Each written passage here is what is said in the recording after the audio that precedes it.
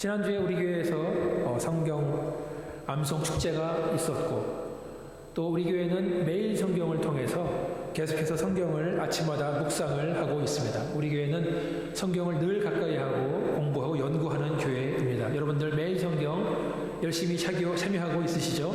지난달에는 우리가 히브리서 말씀을 함께 묵상했고, 이번 달에는 레위기 말씀을 묵상하고 있습니다. 전체적으로 교회가 함께 이렇게 사무엘상을 공부하고 히브리서를 공부하고 레위기를 함께 읽어나감으로써 성경 말씀을 배우고, 또 함께 영적인 감동을 받는 것이 우리 신앙 공동체에게 아주 중요하다고 생각을 합니다. 그러한 모든 과정이 우리 공동체의 영성을 점점 더 성장시키는 것이라고 저는 믿습니다. 9월달, 10월달 매일 성경을 신청받고 있습니다. 여러분들 백집사님께 꼭 신청해 주시기를 바라겠습니다. 벌써 9월이라고 놀랄 수 있는데요. 지금 신청해야 9월 전에 우리가 매일 성경을 받게 됩니다. 이번 기회에 나도 한번 성경 읽기에 묵상에 동참해야겠다라고 결심하시고 신청해 주시기를 바라겠습니다. 광고에 나와 있는 것처럼 8월부터 우리 교회 장년주일학교는 다시 개강을 시작했습니다. 각 연령별로 성경 공부가 준비되어 있습니다. 여러분들 모두 대상이 되십니다. 주일학교에 참여해 주심으로써 하나님과의 그 깊은 만남 함께 나누시고요. 성경을 공부하고 주님의 은혜를 나누고 함께 기도하고 전도하는 시간, 소그룹에서 일어나는 역사가 나타나기를 바라겠습니다. 지난달에 우리가 히브리서를 묵상한 것처럼 그 전달까지는 우리가 히브리서 말씀을 가지고 여러 말씀을 증거했는데요. 오늘 설교를 준비하면서 계속해서 저의 머릿속에 히브리서에 나오는 영혼의 닷이라는 단어, 문장이 생각났습니다. Anchor of the soul. 여러분, 영혼의 닷이라는 말이 히브리서에 나오는 것을 기억하십니까? 오래전에 제 아내와 저는 미국 테네시 시골길을 운전하고 지나가다가 어떤 교회의 이름을 봤는데, 교회 이름이 바로 Anchor of the Soul Church였습니다. 영혼의 닷교회. 저는 그때 그 교회 이름을 본 다음에 정말 그 이름 잘 졌다라고 생각을 했던 기억이 있습니다. 히브리서 6장 19절 한번 보여주시면 같이 보겠습니다. 히브리서 6장 19절 말씀 같이 읽겠습니다. 시작. 우리가 이 소망을 가지고 있는 것은 영혼의 닷 같아서 튼튼하고 견고하여 휘장 안에 들어가나니. 바다를 항해하던 배가 드디어 항구에 정착을 해서 닻을 내립니다. 망망대해 혹은 폭풍을 속을 헤매던 배는 이제 항구에 도착을 해서 닻을 내림으로써 이제 평안함을 누리게 됩니다. 마찬가지로 우리가 우리 영혼의 닷을 우리의 소망 되신 예수님께 내릴 때에 이제는 튼튼하고 견고하다는 것입니다. 다시 말해서 우리의 소망은 바로 영혼의 닻을 내리는 곳에 있습니다. 닻은 배를 안정시키는 역할을 합니다. 소망이 없으면 배는 바람이나 파도에 떠밀려가게 되어 있습니다. 항구에 정착해 있는 것 같지만 항구에 정착한 것이 아닙니다. 소망을 내리지 않은 배, 닻을 내리지 않은 배는 아무도 모르는 사이에 항구에서 멀어져서 다시 망망대해로 들어갈 수 있다는 말씀입니다. 오늘 함께 예배를 드리시는 저와 여러분 모두 우리의 영혼의 닷을 주님 주시는 소망의 굳건히 내리는 예배가 될 수 있도록 바라겠습니다. 오늘 설교 제목은 살아있는 소망입니다. 그것은 오늘 우리가 방금 읽은 본문 말씀 3절에 나오는 산 소망이란 말을 좀 더 풀어서 한 말입니다. 살아있는 소망. 그리고 오늘 설교에는 부제가 있는데요. 부제는 바로 우리가 하나님을 예배하는 이유입니다. 그래도 오늘 날씨는 구름도 끼고 아침에 비가 온다는 소식도 있어서 좀 괜찮았었는데, 그렇지만 우리는 가장 덥다는 애리조나의 8월 여름 날씨를 만끽하고 있습니다. 이 더운 날 아침에 우리는 지구촌 교회에 모여서 앉아 있습니다. 우리가 이렇게 이 좋은 날 아침에 모여서 앉아 있는 이유가 무엇입니까? 바로 하나님을 예배하기 위해서 모인 것입니다. 왜 하나님께 예배드립니까? 라고 여러분께 질문한다면 아마도 여러분 각자 여러 가지 질문, 대답을 하실 것입니다. 그런데 사도 베드로는 오늘 본문을 통해서 우리가 하나님을 예배하는 이유를 말해주고 있는 것입니다. 오늘 본문의 말씀이 이렇게 시작합니다. 우리 주 예수 그리스도의 아버지 하나님을 찬송하리로다. 여기서 찬송한다는 말은 예배한다는 말과 동일합니다. 우리 주 그리스도의 아버지 하나님을 예배하리로다. 그리고 그 나머지 구절들은 다 그 첫 번째 문장을 설명해주는 말입니다. 그러니까 우리가 하나님을 예배하는 이유로 설명한다는 말씀입니다. 하나님을 찬송한다는 것은 하나님을 예배한다는 것의 다른 말입니다. 우리는 하나님을 찬송하기 위해서, 하나님을 예배하기 위해서 이 자리에 모였습니다. 예배라는 것은 우리가 기도도 하고 찬송도 드리고 또 말씀도 듣고 또 그 은혜를 나누고 그렇게 하나님과 계속해서 만남을 이루어 나가는 것이라고 믿습니다. 그러면 왜 우리는 하나님을 예배해야 됩니까? 첫 번째 이유는 본문 3절에 나와 있습니다. 3절 화면에 보여주시면 감사하겠습니다. 그의 많으신 긍휼대로 예수 그리스도를 죽은 자 가운데서 부활하게 하심으로 말미암아 우리를 거듭나게 하사 산 소망이 있게 하셨다. 하나님께서 우리에게 산 소망을 주셨기 때문에 우리는 하나님을 예배한다는 것입니다. 그냥 소망이라고 말하지 않고 산 소망, a living hope이라고 말하고 있습니다. 왜 그럴까요? 우리가 말하는, 세상에서 말하는 소망은 엄밀히 말해서 산 소망과 죽은 소망, 두 가지 소망이 있습니다. 먼저 죽은 소망을 말씀드리자면 한마디로 말해서 하나님이 없는 소망, 그것이 죽은 소망. 하나님이 빠진 소망, 그것이 죽은 소망입니다. 왜 소망이 죽었느냐? 그 말은 그 소망을 꿈꾸는 사람이 언젠가 죽게 되면 그 소망도 사라지기 때문에 그렇습니다. 하나님이 없는 소망은 죽음 이후의 것들을 소망할 수 없기 때문입니다. 믿는 사람이 믿지 않는 사람이나 세상을 살면서 돈을 많이 버는 것, 건강하게 사는 것, 좋은 직장에 취직하는 것, 좋은 배우자를 만나서 결혼하는 것, 아름다운 가정을 꾸리는 것을 소망하며 살고 있습니다. 이것이 잘못됐다는 말씀이 아니에요. 믿는 자들도 충분히 이런 소망을 할 수 있습니다. 지금 나열한 이 소망들을 자세히 보면 이것은 그 사람이 이 세상에 살아있을 동안에만 꿈꿀 수 있는 것들입니다. 하나님을 모르는 사람이 죽음 이후의 것들을 소망한다는 것은 불가능하기 때문에 그렇습니다. 오늘 본문에서 말하는 베드로가 우리에게 말해주는 소망, 산 소망, 살아있는 소망은 과연 무엇입니까? 하나님께서 우리에게 주신 소망은 이 세상뿐만 아니라 저 천국까지 이어지는 소망을 말합니다. 이 세상의 소망을 넘어서는 소망, 죽음 이후에도 계속되는 소망을 말하는 것입니다. 우리가 구원받은 존재로서, 하나님의 자녀로서 영원하신 아버지의 집에서 아버지가 상속해 주시는 유산을 누리면서 영원히 사는 것, 이것이 바로 살아있는 소망입니다. 데살로니가전서 4장 13절 14절을 함께 읽어보도록 하겠습니다. 자, 시작. 형제들아, 자는 자들에 관하여는 너희가 알지 못함을 우리가 원하지 아니하노니 이는 소망 없는 다린이와 같이 슬퍼하지 않게 하려 함이라. 우리가 예수께서 죽으셨다가 다시 살아나심을 믿을진대 이와 같이 예수 안에서 자는 자들도 하나님이 그와 함께 데리고 오시리라. 아멘.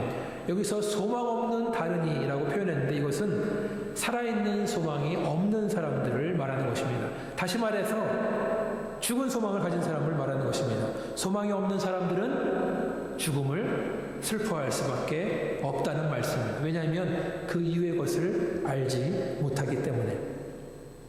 소망이 없는 사람들은 죽음 이후의 소망은 없습니다. 부활의 소망은 없습니다. 즉 우리 아버지의 집, 천국의 소망은 없다는 말씀입니다.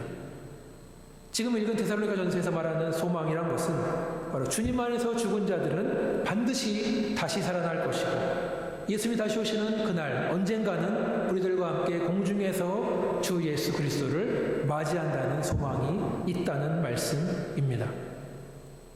다시 본문으로 넘어와서 우리가 함께 읽은 본문 3절에는 하나님께서 우리에게 산 소망을 주신 이유가 나와 있습니다. 왜 하나님 우리에게 천국 소망을 주셨습니까? 3절 말씀을 자세히 보니까 그의 많으신 긍휼대로 즉 하나님이 우리를 향하신 긍휼이 많기 때문에 우리에게는 산 소망이 있다는 것입니다. 여기서 말하는 하나님의 긍휼이란 말, 영어 성경에는 mercy로 나왔는데 자비하심이라 나와 있는데요. 그 뜻을 제가 읽어드리면 절망 가운데서 고통받는 이들을 향한 단순의 동정의 차원을 넘어서는 실제적으로 그들에게 도움을 주기 위한 행동, 이것이 긍휼이다. 다시 읽어드리겠습니다. 절망 가운데서 고통받는 이들을 향한 단순의 동정의 차원을 넘어서는 실제적으로 그들에게 도움을 주는 행동, 이것이 하나님의 긍휼하심이다. 다시 말해서 하나님께서는 절망 가운데 있고 고통 가운데 있던 우리들을 그냥 내버려 두지 않으시고 사랑하는 그 아들 예수를 보내셔서 우리를 구원하셨다. 이것이 바로 긍휼이라는 것입니다. 예수께서는 자기의 목숨을 아끼지 않고 십자가에서 죽으심으로 우리를 구원하신 것, 그것이 바로 긍휼이라는 것. 믿으시면 아멘 하시기 바라겠습니다. 아멘. 또 3절을 계속 보니까 우리를 거듭나게 하사 산소망이 있게 하셨다, 이렇게 말하고 있습니다. 우리를 거듭나게 하심으로, 거듭났다, 다시 태어났다, born again 했다라는 말입니다. 3절 말씀을 제가 좀 풀어서 설명해드리면 하나님은 우리를 긍휼히 여기셨기 때문에 그 아들을 세상에 보내셨고 그 아들을 십자가에서 부활하게 하심으로써 우리를 거듭나게 하셨고, 그렇게 거듭난 우리들에게는 살아있는 소망이 있다. 이것이 제가 지금 3절을 풀어서 드리는 말씀입니다. 거듭나야 진정한 소망이 있다는 말씀. 여러분들 거듭나셨습니까? born again 하셨습니까? 그 질문을 무겁게 받아들이시길 바라겠습니다.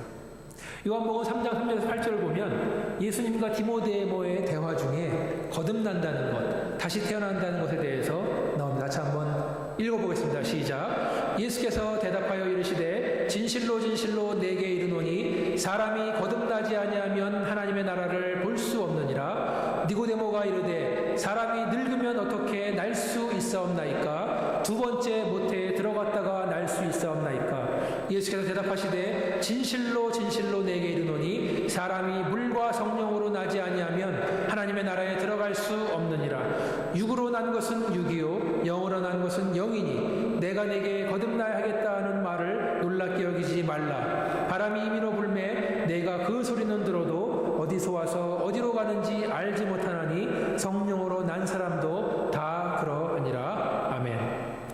예수님이 다시 태어난다, 거듭나야 된다라고 말씀하시니까 그 말을 이해하지 못한 니고데모가 이렇게 말하는 거죠.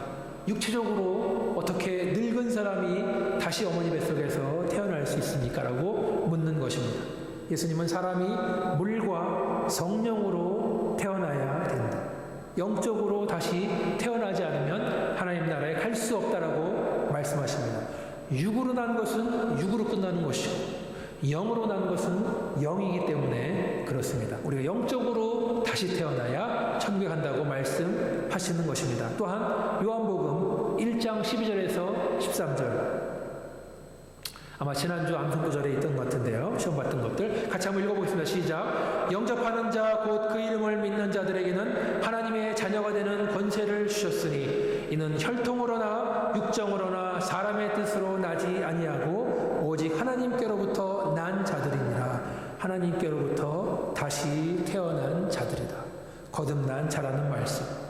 우리가 거듭나는 것은 인간의 힘, 노력으로 되는 것이 아니라 하나님이 하셔야 된다는 말씀입니다.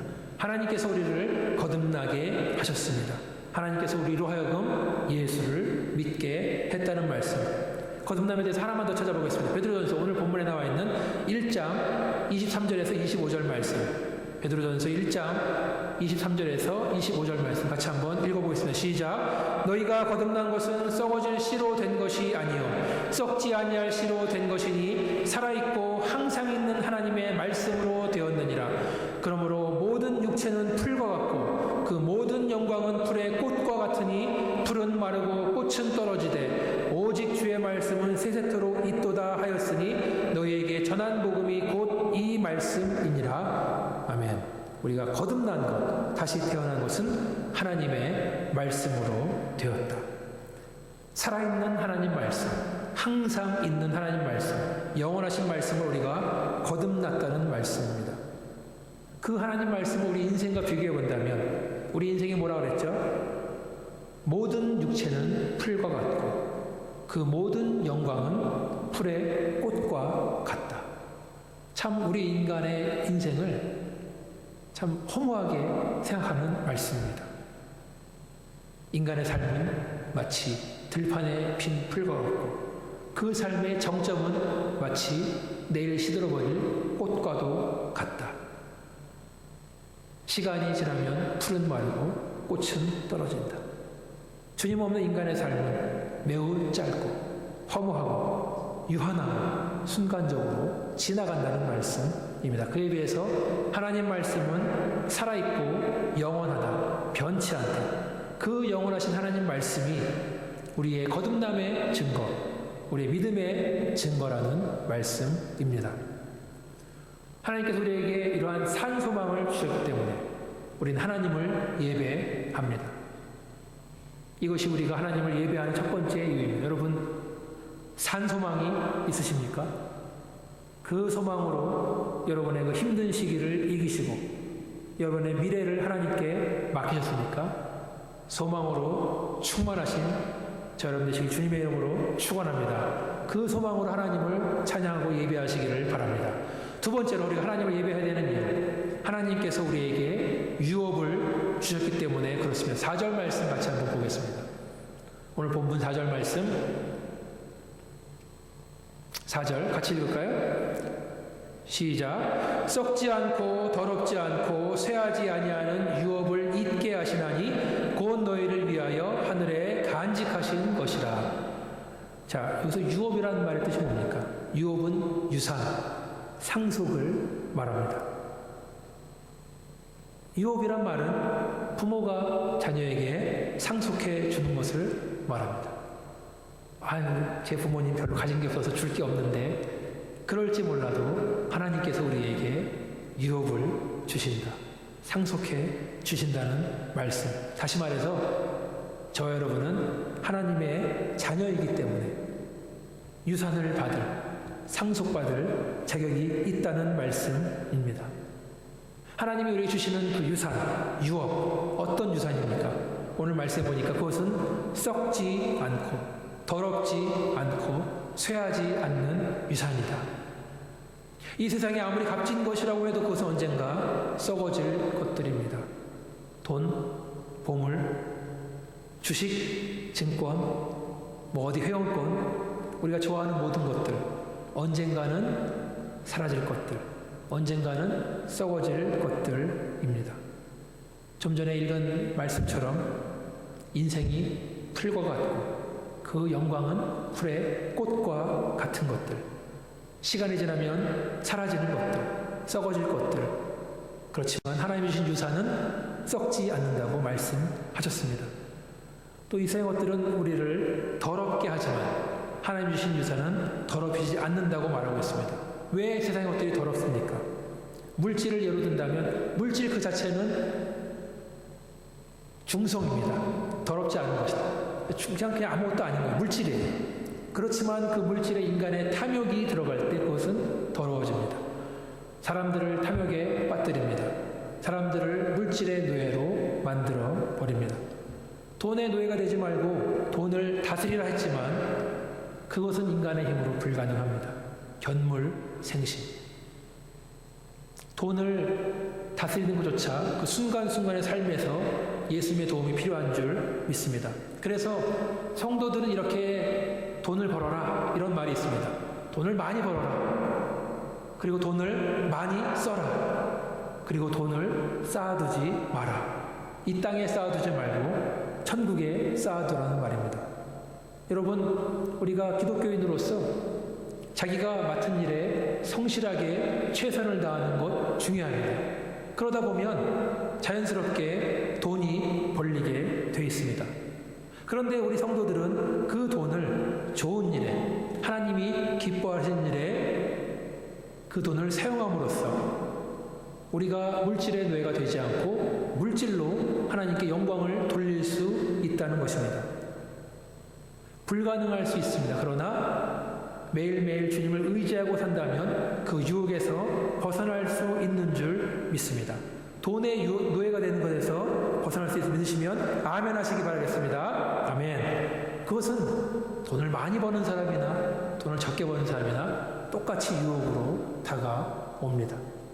그래서 우리는 늘 하나님을 의지하고 우리의 삶 가운데 인도해 달라고 기도해야 되는 줄 믿습니다. 어쩌면 돈은 죄와 같습니다. 창세기 4장 7절 하나님께서 가인에게 하신 말씀, 죄가 너를 원하나 너는 죄를 다스릴지니라. 그것도 우리 힘으로 안 되죠. 성령님을 의지하고 하나님께서 먼저 가주시고 싸워주시고 승리해 주시옵소서. 우리가 다스려야 되는 줄 믿습니다.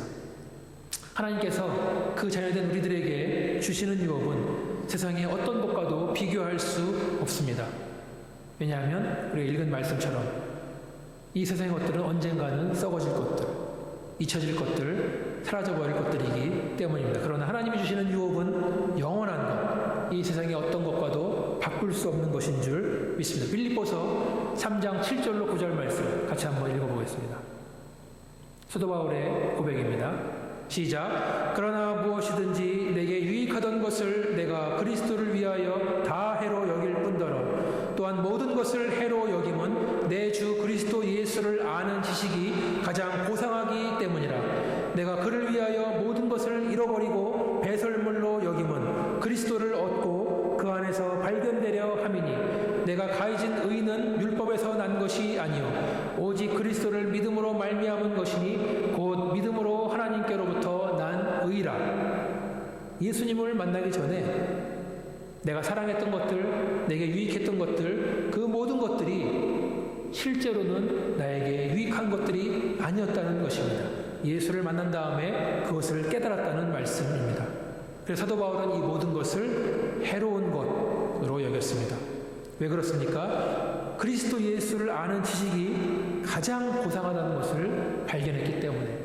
세상의 모든 책을 읽어보고 모든 연구를 해봤지만 그리스도 예수를 아는 지식이 가장 고상하다, 이것을 발견했기 때문에 하나님이 주신 유업이 가장 위대하고 놀라운 것을 발견했기 때문에 이렇게 고백을 하는 것입니다. 그래서 사도 바울은 그 모든 것을 배설물로 여겼다. 배설물 문자적으로 쓰레기, 동물의 배설물, 찌꺼기라는 뜻입니다. 과거에 이 세상에서 나에게 유익했다고 생각했던 그런 모든 것들이 이제는 다 배설물이라는 것입니다. 손으로 만지기도 싫고 가까이 가기도 싫고 냄새도 맡기 싫은 그것으로 바뀌었다. 주님을 알게 된 다음부터, 천국 영광을 맛본 다음부터, 하나님이 주시는 유산이 무엇인지 알고 난 다음부터 그렇게 바뀌었다는 말씀입니다. 나에게 주어진 하나님의 축복이 무엇인지, 천국의 유산이 무엇인지, 고상하신 그리스도가 무엇인지 알지 못하면 도저히 알 수 없는 진리의 말씀입니다. 과거에 유익했던 것들을 다 해로 여기시고 배설물처럼 여기시기를 축원합니다. 오직 그리스도를 아는 지식이 가장 고상하다는 것을 발견하시길 바라겠습니다. 하나님이 주신 유산이 얼마나 값진 것이기를 발견하시기를 주님의 이름으로 축원합니다. 아멘. 4절에 보니까 하나님께서 그 유업들을 우리를 위해서 천국에서 간직했다, 간수했다라고 말하고 있습니다. 마태복음 6장 20절 보니까 오직 너희를 위하여 보물을 하늘에 쌓아두라. 거기는 조미나 동록이 해하지 못하며 도둑이 구멍을 뚫지 못하고 도둑질도 못하느니라. 하나님께서 지금 간직하고 있습니다. 우리가 하나님을 예배해야 되는 두 번째 이유는 바로 하나님이 우리를 그분의 자녀로 삼으시고 우리에게 유산을 주셨기 때문에 우리는 하나님을 찬양하고 예배하는 것입니다. 그러면 마지막으로 오늘 본문에서 우리는 왜 하나님을 예배해야 됩니까? 하나님께서 우리를 보호하기 때문에 그렇다라고 5절에서 말하고 있습니다. 다시 한번 5절 말씀 읽어보도록 하겠습니다. 시작. 너희는 말세에 나타내기로 예비하신 구원을 얻기 위하여 믿음으로 말미암아 하나님의 능력으로 보호하심을 받았느니라. 아멘. 하나님께서 우리를 그 능력으로 계속 말씀을 띄워주시기 바라겠습니다. 보호하신다고 했습니다. 그러면 무엇으로부터 우리를 보호한다는 말입니까?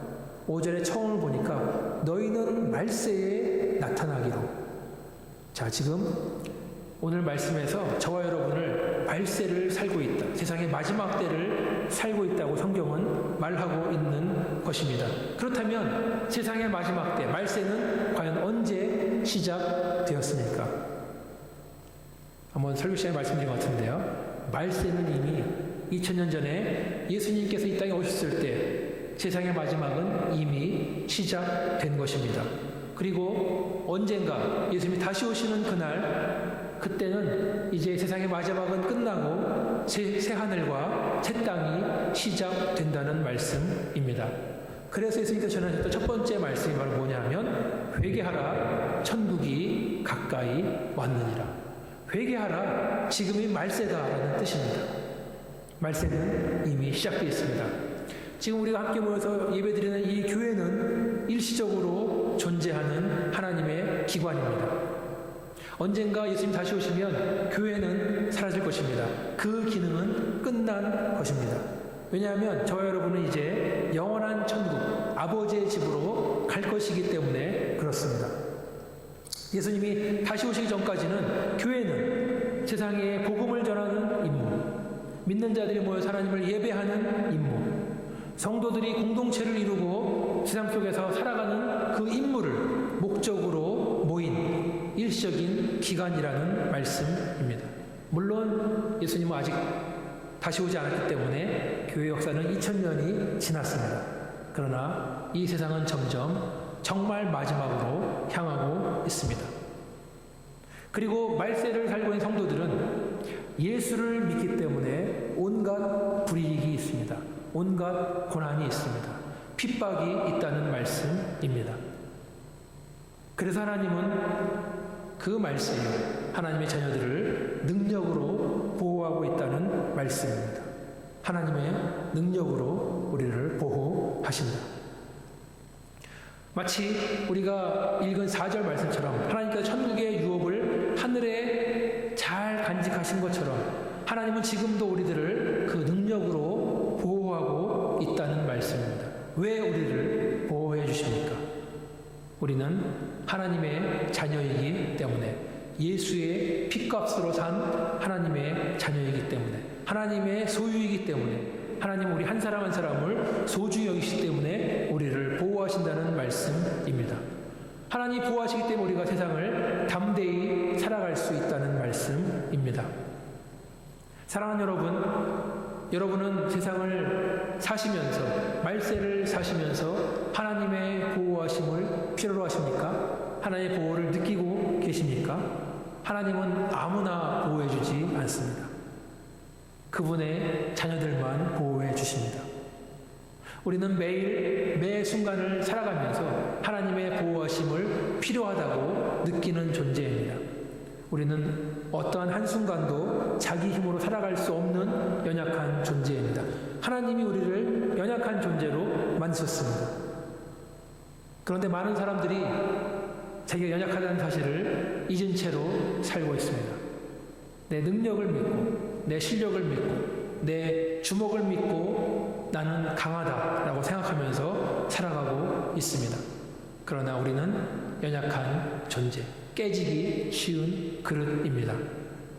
하나님께서 우리를 보호하시기 때문에 우리는 마음 놓고 이 세상을 살아갈 수 있는 것입니다. 예수를 따르는 성도로서 반드시 따르는 고난과 박해를 이길 힘이 우리에게 주어졌다는 말씀, 이 말씀으로 위로받으시기를 주님의 이름으로 축원합니다. 하나님께서 우리에게 살아있는 소망, 산 소망을 주셨습니다. 어떤 목사님 말하기를 소망은 믿음의 미래형이다라고 말했습니다. 우리를 긍휼히 여기심으로써 거듭나게 하시고 우리에게 소망을 주셨는데 동시에 믿음도 주셨습니다. 우리는 지금 믿음으로 현재를 살고 있고 소망하며 미래를 바라보고 산다는 말씀입니다. 믿음은 지금 우리가 바라보는 것들의 실상이고 보지 못하는 것들의 증거라고 했습니다. 소망은 우리가 아직 가보지 않은 길, 경험해보지 못했지만 우리가 간절히 바라는 것, 믿음으로 바라는 것이 앞으로 성취되는 것을 말합니다. 지금 우리가 믿는 것은 미래에 이루어질 소망과 연결이 되어 있다는 말씀입니다. 함께라는 말씀을 간략하게 정리해드리자면 그 모든 것의 시작은 하나님의 긍휼로 시작됐습니다. 하나님은 비참한 삶을 살고 있는, 불쌍한 삶을 살고 있는 우리들을 그냥 두지 않으시고 멀리서 그냥 동정하는 것으로 끝나는 것이 아니라 우리에게 오셔서 우리를 살려주셨습니다. 그것이 바로 하나님의 긍휼입니다. 그 하나님의 긍휼이 저와 여러분을 거듭나게 하셨습니다. 다시 태어나게 하셨습니다. 그리고 다시 태어난 우리들에게는 살아있는 소망이 생겼습니다. 그리고 우리들에게는 하나님이 지금도 간직하고 있는 천국의 유업이 우리를 기다리고 있습니다. 그리고 하나님은 말세를 사는 우리들 한 사람 한 사람을 안전하게 보호해주고 있습니다. 이것이 우리가 이 아침에 모여서 하나님을 예배하는 이유, 우리가 살아가는 동안에 앞으로도 영원히 하나님을 찬양하고 예배해야 되는 이유입니다. 우리가 천국의 소망을 품고 우리 영혼의 닷을 그곳에 내리시기를 주님의 이름으로 축원합니다. 같이 한번 기도하시겠습니다. 하나님께서 먼저 우리를 사랑하시고 우리를 불쌍히 여기신 줄 믿습니다. 그 긍휼하심이 동력이 돼서 우리에게 독생자 예수를 보내셨고 십자가에서 예수는 피 흘려 죽으신 줄 믿습니다. 그리고 우리를 거듭나게 하신 줄 믿습니다. 우리에게 소망을 주시고 우리를 자녀 삼으시고 지금도 우리를 보호하시는 줄 믿습니다. 이 모든 것이 우리가 살아있는 동안에 하나님을 찬양하고 예배해야 되는 이유인 줄 믿습니다. 주님만이 우리의 모든 영광과 찬양과 존귀를 받아 주시옵소서. 우리가 지금부터 영원토록 하나님을 예배하며 살도록 인도하여 주시옵소서. 이 모든 말씀을 예수님 이름으로 기도합니다.